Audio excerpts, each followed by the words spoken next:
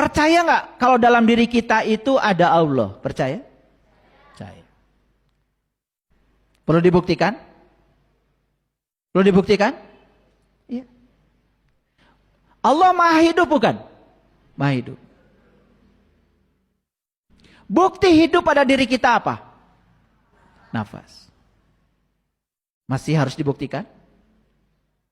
Bahwa nafas itu wujud nyata. Keberadaan dia dalam diri kita. Nafas pernah tidur? Ngantuk? Itulah yang dikatakan di Quran surat Al-Baqarah. La ta'khuduhu sinatu wala naum. Gak pernah tidur, gak pernah ngantuk. Gak usah jauh-jauh, napas saja dulu. Oke. Bapak Ibu bisa mendengarkan saya sekarang? Bisa. Kenapa? Karena bernapas. Bisa melihat saya sekarang? Kenapa? Karena bernapas. Kok nyender kerasa ya? Kenapa? Karena bernapas. Jadi tubuh ini ketika tidak bernafas, kehilangan napas, kan tubuh ini kehilangan segalanya. Setuju? Oke. Jadi sekarang sudah yakin kalau Allah bersama kita? Yes? Yes. Sekarang kita yakinkan. Allah Maha Kuat? Allah Maha Kaya? Allah tanpa batas? Berarti sebetulnya kehidupan kita harusnya tanpa batas. Yes? Oke. Lalu kenapa hidup kita terbatas?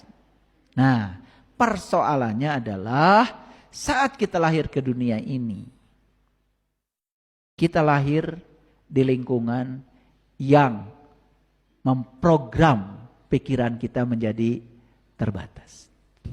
Maaf ya, makanya putus siklus itu.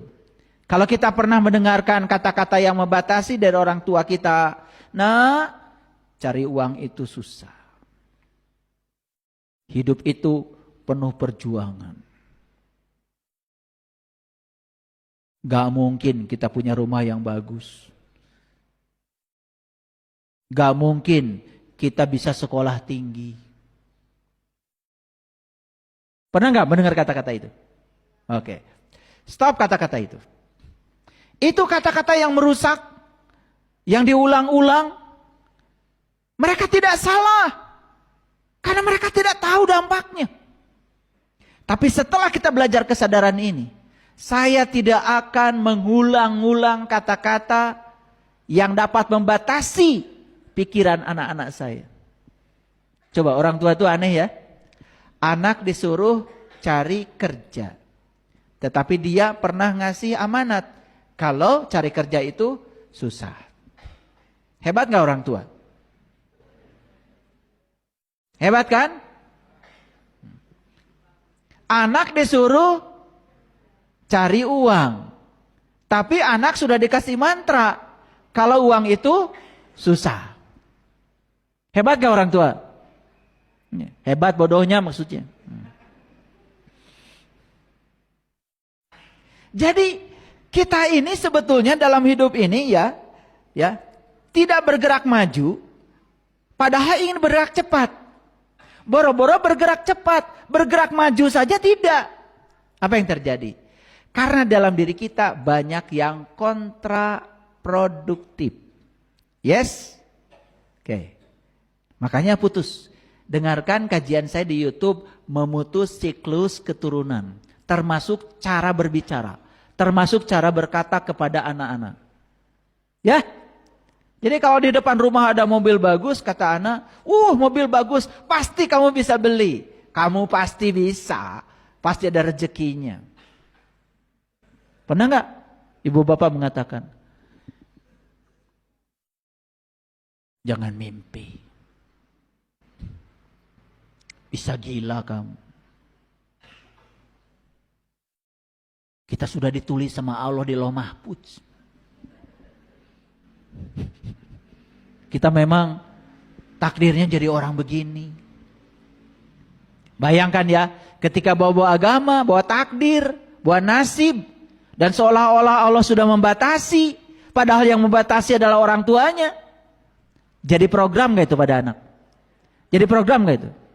Bapak Ibu, setiap hari banyak orang tua yang datang pada saya ingin anaknya diprogram ulang oleh saya. Ngerjain saya.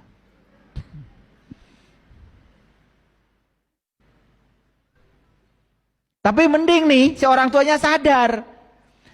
Yang luar biasa sampai sekarang banyak orang tua yang gak sadar kalau dia pernah program salah di otak anaknya.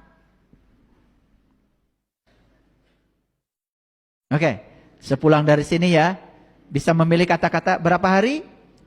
Seminggu. Kok cuma seminggu? Seminggu aja dulu. Belum tentu sukses.